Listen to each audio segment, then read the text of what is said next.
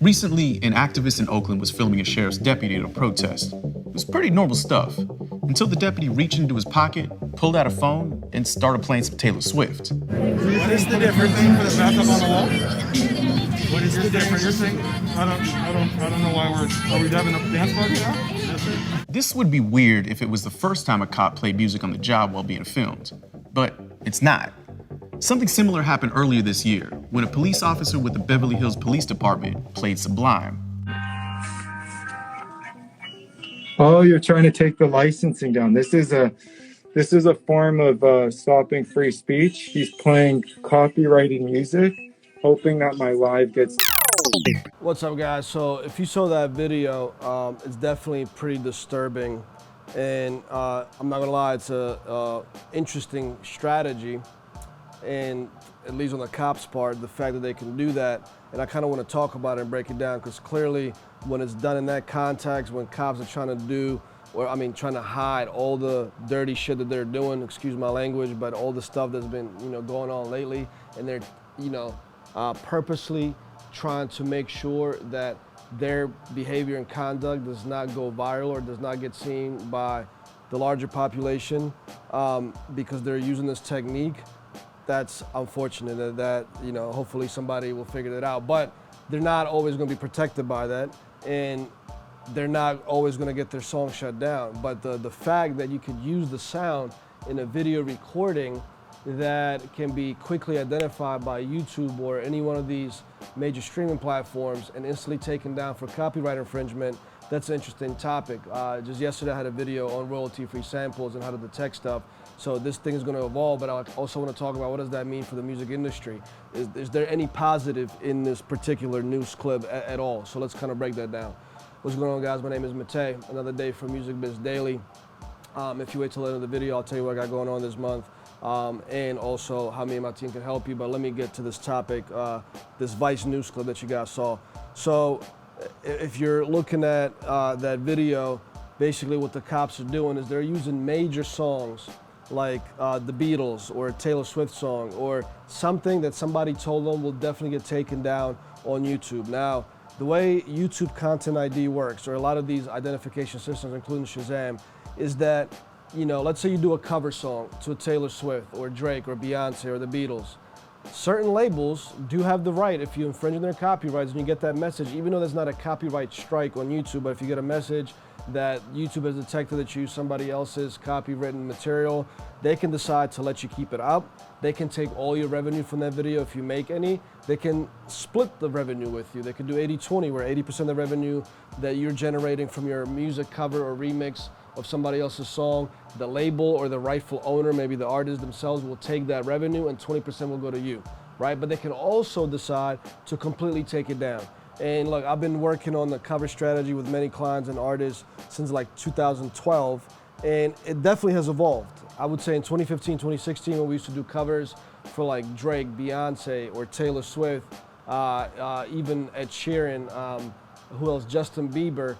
In the earlier days, 2014, 2015, these massive artists and their labels, they would automatically take the song down, and in fact, a lot of times we would get a copyright strike on that YouTube channel, right? As things went forward, I guess the labels realized, like, shit, why wouldn't we let hundreds of thousands of artists potentially make cover videos? What if one of them is really talented? They go viral, they get 5 million views on their cover video of Justin Bieber's song, and they generate, I don't know, and then they'll generate like $5,000 worth of ad revenue through that cover video. Let's take that ad revenue. There's just more money for Justin Bieber or more money for the label that owns Justin Bieber's music.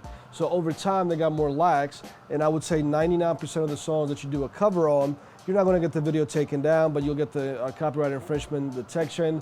I don't know, I would say probably about 75% of the time they'll take all the revenue from you, and in a few cases, some labels are willing to let the creators, or if you're a large enough creator, maybe it depends on your stats or your leverage point as a YouTuber or as a remixer or as a cover artist of songs, of how much revenue they'll let you keep. Most of the cases I've seen, the artists that I've worked with, which are independent on the early stages of their career, they usually either got 20-80 split, 30% of the time maybe, but most of the time they just got their revenue taken away. So how does it apply to the cops? Well, I guess the cops somebody told them they figured out that if you use a particular Beatles song or one of these ones that will get taken down right away, that's the songs they're using, and that's the songs that are instructed to use by their department chief or whatever the hell is going on. It's a clever strategy, I'm not gonna lie, but it's kind of fucked up. It really is. So what does that mean for the music industry though, right? Because we already know how bad everything is going on. I don't want to get into the politics of this, but what does that mean for the music industry? If people are utilizing strategies like these to basically make sure that certain videos don't have the light of day and don't go viral, that means that the detection systems are getting way better. That's positive for the artist, because if you create an original piece of content and somebody else misuses it, as long as you have it properly registered, or you got a team that's constantly scouring the internet to make sure that things are being used or misused that you've created, or you have the content ID set up on your channel, which two ways you can do it as an independent artist. You can go through DistroKid and purchase it through there, or TuneCore or CD Baby, it's an extra service. Or on the independent side, you have to be large enough. Your channel has to be a YouTube partner with, I think it was like 100,000 subscribers in order to be able to do your own content ID on the channel as a selectable. It's changed over time. I think one of my channels only has like 4,000 subscribers, which was grandfathered in from 2013, has the content ID on there, but I've heard they changed it. But anyways, that's the good news for the music industry, is that stuff is more detectable. Less and less people are going to hopefully get ripped off. Less and less artists and creators are going to get stolen from. But this particular story just showcases how technology can be used for good and bad.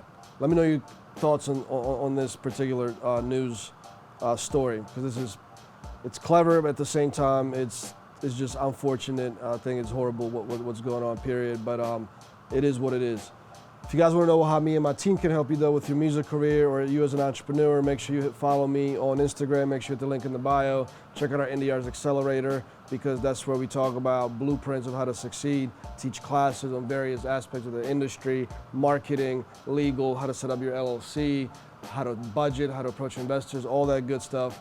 Also check me out on Twitch every week with Clinton Sparks. On his show, Win Big with Clinton Sparks, we got a segment called Music Biz Weekly. We talk about stuff like this all the time as well, in terms of music industry news, technologies, and advice to succeed.